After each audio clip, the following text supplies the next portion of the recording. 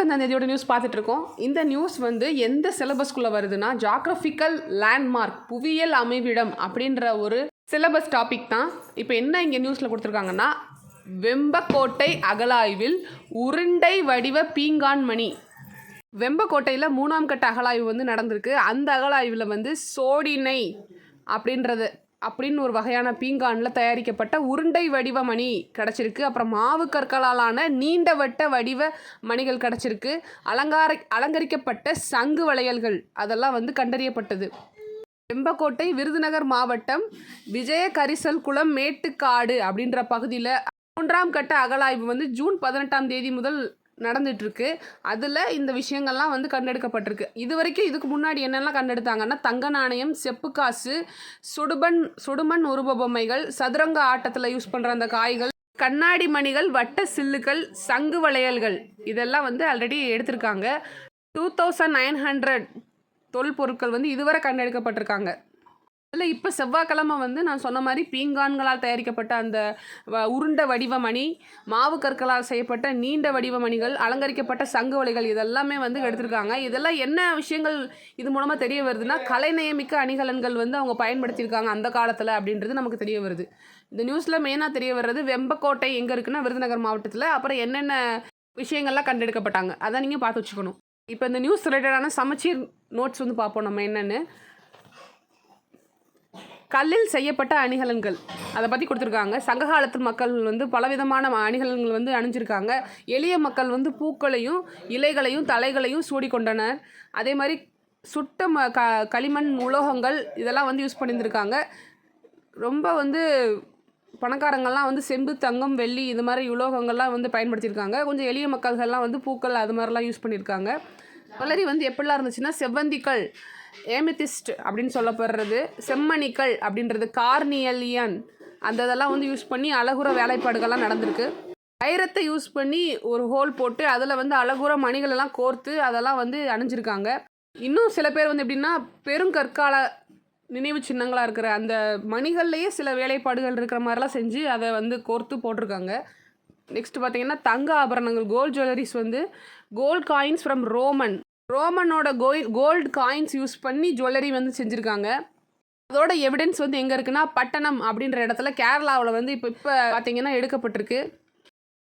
சுட்டுகேம், ஆதிச்சநல்லூர், கொடுமணல் இந்த டவுன்ல எல்லாம் வந்து அந்த கோல்டெலாம் அவைலபிளாக இருந்திருக்கு. அரிக்கமேடு, கீழடி, பட்டணம் இன் கேரளா இந்த பிளேஸ்லாம் வந்து கோல்டு ஆர்னமெண்ட் கண்டெடுக்கப்பட்டது.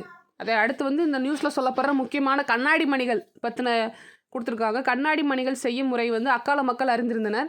சில்கா மற்றும் பிற பொருட்கள் உலையிலிட்டு உருக்கி நீண்ட சிறிய குழல்களாக்கி பின்னர் அவற்றை சிறு சிறு மணிகளாக நறுக்கினர். கண்ணாடி மணிகள் பல்வேறு வண்ணங்களால் வடிவங்களாலும் தயாரிக்கப்பட்டன.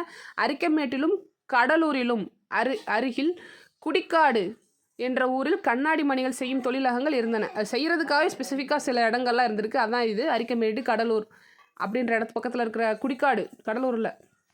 மணிகள், உயர்ந்த நவமணிகள்லாம் வாங்க முடியாதவங்க அந்த கண்ணாடி மணிகளை வாங்கி அணிஞ்சிருக்காங்க. இதுதான் நம்ம நியூஸில் வர்ற முக்கியமான கண்ணாடி மணிகளை பற்றி. சங்கு வளையல்களை பற்றி நியூஸில் சொல்லியிருந்தாங்க இல்லையா. கீழடியில் அகழாய்வு நடக்கும்போது இந்த சங்கு வளையல் வந்து அதிகமாக கண்டெடுக்கப்பட்டது. வளையல் செய்யும் தொழில் வந்து சங்க காலத்தில் நல்லா சிறப்பாக செஞ்சுருக்காங்க. அதுவும் முக்கியமாக பாம்பன் கடல் பகுதியிலேருந்து சங்குகளை சேகரிச்சுட்டு வந்து அதை வந்து கைவினை கலைஞர்கள் வந்து அழகுற அறுத்து வளையல்களாக வந்து செஞ்சுருக்காங்க. முழுமையான சங்குகளும் உடைந்த வளையல்களும் பல தொல்லியல் இடங்களில் வந்து கிடைத்துள்ளது. பெண்கள் சங்கு வளையல்களை அணிந்திருந்தது குறித்து சங்க இலக்கியங்களில் குறிப்புகள் காணப்படுகிறது. இப்போ சங்க இலக்கியம் அந்த டைமில் வந்து அதிகமாக சங்கு வளையல்கள் வந்து அதிகமாக போட்டிருக்காங்கிறது சொல்கிறாங்க. இந்த பிக்சரில் காட்டின மாதிரி பொருந்தல் அப்படின்ற இடத்துல கண்ணாடி மணிகளால் செய்யப்பட்ட அந்த ஜுவல்லரிஸ் வந்து கிடச்சிருக்கிறது இந்த பிக்சரில் போட்டிருக்காங்க. நெக்ஸ்ட் அந்த உடைந்த சங்கு வளையல்கள் அந்த நியூஸில் சொல்லப்படுறது இப்படி தான் இருக்கும் சங்கு வளையல். அப்புறம் அந்த பட்டணம் அப்படின்ற அந்த கேரளாவில் ஒரு பிளேஸ் இருக்கு இல்லையா. கேரளாவில் எர்ணாகுளம் மாவட்டத்தில் வடக்கு பரவூர் அப்படின்ற அந்த ஊரை ஒட்டி வடக்கேகாரா அப்படின்ற சிற்றூரில் பட்டணம் வந்து அமைஞ்சிருக்கு. அங்கே தான் வந்து மேலை நாடுகள் கீழே நாடுகள்ன்ற வணிக தொடர்பு வந்து அந்த காலத்தில் இருந்தது அறியப்படுது. அது வந்து துறைமுகமாக வந்து விளங்கியிருக்கு. அங்கே நிறையா வந்து இந்த மணிகள், செம்மணிகள், அப்புறம் வந்து தங்க ஆபரணங்கள் அதெல்லாம் வந்து கிடச்சிருக்கு. பச்சை கற்கள், பச்சை கலந்த நீல வண்ண ஆடிப்பூச்சி உள்ள மேற்கசிய பானை ஓடுகள்லாம் அங்கே கிடச்சிருக்கு. அப்புறம் இந்த கொடுமணல் இடத்துல வந்து அந்த உடைந்த சங்கு வளையல் கிடச்சிருக்கு. கொடுமணல்ன்ற பிளேஸில் வந்து செம்மணிகளும் இருந்திருக்கு, சங்கு வளையலும் கண்டெடுக்கப்பட்டிருக்கு.